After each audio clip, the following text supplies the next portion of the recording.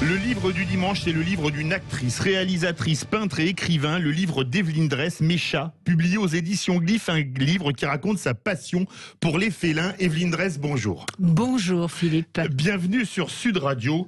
Alors, dans votre avant-propos, vous parlez d'un chat qui a marqué votre vie, mais la vie de millions de Français dans un film culte, où vous partagiez la vedette avec Bernard Giraudot et Jean-Luc Bidault notamment, et La tendresse bordel, un chat dont le nom a fait rire la France entière, Clitoris. Oui. Et on apprend que des milliers de Français ont appelé leur chat Clitoris suite à ce film. Ben oui, bien sûr, puisque c'est un film culte qui avait fait plusieurs millions d'entrées à l'époque.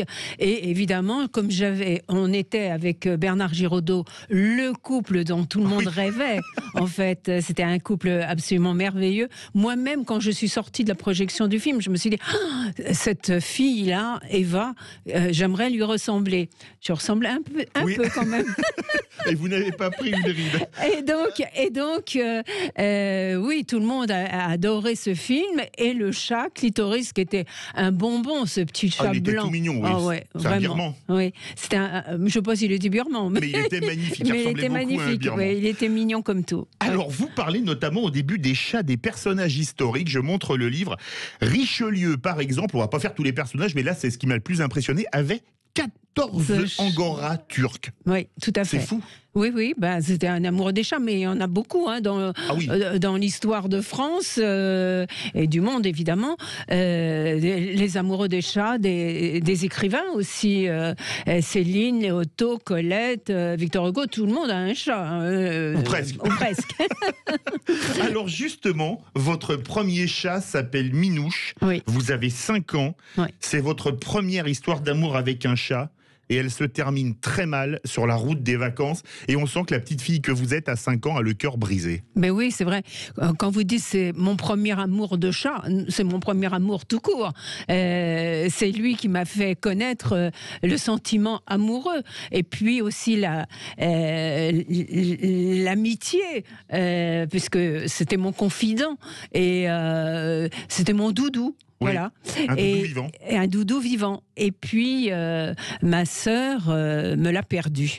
Et c'est donc une blessure dont on ne se remet jamais, puisque c'est la première blessure d'une petite fille. Oui, sur la route des vacances, dans les Vosges, je crois. Oui. Alors ensuite, il y a quelques années, alors que vous êtes en train d'écrire un de vos livres, Les Tournesols de Jérusalem, un chat griffe à votre fenêtre et a un comportement franchement amusant en squattant chez vous lorsque sa maîtresse est au travail. Oui, alors mon bureau était au 6e étage et j'avais comme ça ce chat qui arrivait tous les matins à 7 heures, qui grattait à la vitre jusqu'à ce que je lui ouvre. Bon, alors je l'accueillais, trop contente finalement que quelqu'un vienne s'incruster chez moi. Et alors lui, il allait sous l'armoire et il n'en bougeait pas de la journée. J'avais beau essayer de le séduire avec des plats, des mets, du saumon, du lait. Fumé, oui. Tout. Il n'en veut pas. Ben non, il ne voulait rien de ce que je pouvais lui apporter parce qu'en fait, il était fidèle à sa maîtresse. Ça, je l'ai compris. Au fil du temps, c'est qu'il ne voulait même pas que je le caresse. Oui. Il voulait être là parce qu'il s'ennuyait. Voilà, il s'ennuyait tout seul chez lui, mais dès 18 heures, il commençait à dresser l'oreille et à d'entendre la porte de sa maîtresse s'ouvrir. Et alors à ce moment-là, il grattait à la fenêtre pour que je lui ouvre et qu'il puisse s'en aller. Alors un jour, vous déménagez, vous avez des souris, le gardien vous propose la chatte d'un pilote de ligne sur long courrier, lorsqu'il n'est pas là, parce que les longs courriers, ça va loin, comme le nom l'indique. Et ce n'est pas aux souris que s'en prend Philomène, c'est le nom de cette chatte, puisque votre appartement est le théâtre d'une sorte de remake des Oiseaux d'Hitchcock. Oui, tout à fait. Alors cette Philomène, qui était très très gracieuse et très chic, comme ça, c'était absolument pas une chatte à chasser les souris. Alors, bien sûr, elle faisait quelques carnages avec les oiseaux, évidemment, parce que ça bouge, ça me l'amuse, je sais pas pourquoi. En tout cas, elle me défiait hein, en tuant quelques volatiles. Mais moi, ce qui m'intéressait surtout, c'était le propriétaire du chat. Oui, absolument.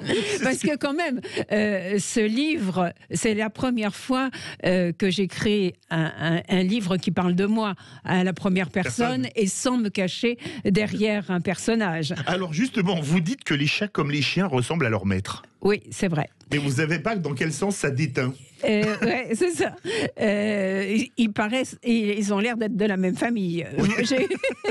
J'ai eu un fiancé, il ressemblait à son cocker, ou son cocker lui ressemblait. Je ne sais pas lequel des deux. Aussi triste l'un que l'autre. Oui, c'est ça. Oui. Et ensuite, après, vous allez garder le chat de l'ami d'un ami qui vous a hébergé, mais chez qui vous avez décidé de ne pas rester. Et là, le chat s'appelle Hector. Vous prenez d'ailleurs rapidement la place de sa maîtresse, qui ne le prend pas très bien. Non, c'est vrai. Hector, c'est un peu minouche. Hein, oui. C'est mon minouche d'adulte. Et on a eu une complicité formidable. Et je crois qu'il m'adorait. Et en tout cas, je l'adorais. Et j'ai passé tout mon temps avec lui pendant le temps où j'étais hébergée chez cet ami. Et ça a été vraiment une révélation, une nouvelle révélation d'amour pour un chat. Malheureusement, il ne m'appartenait pas, il a fallu que je le rende et voilà. Et un chat terrifiant, Prince Igor. Ah oui, Prince Igor. Alors, vous savez, c'est très important, ce personnage-là, parce que, vous vous souvenez, autrefois, on n'a plus le droit, je crois, on achetait chez le pharmacien des peaux de chat pour vous retirer les rhumatismes. Ah oui. Oui. Et parce que le chat a une préscience comme ça et magnétiseur et donc il prend le mal. Et moi, quand je suis arrivée chez cette énergéticienne, son chat s'est mis à courir sur les murs comme ça, un chat roux qui me faisait peur.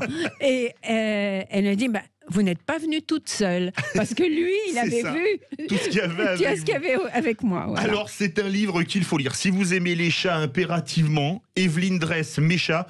Vous savez que Sud Radio, c'est la station du rugby. Ah oui. Et qu'il y a une expression de supporters de rugby dans le Sud-Ouest, quand le résultat n'est pas à la hauteur, vous savez comment on dit ? Non. On dit le chat est maigre. Ah, d'accord. Lougat est maigre en occitan. Et généralement, c'est une chose qu'on entend dans les tribunes. Evelyne Dresse, Mes chats.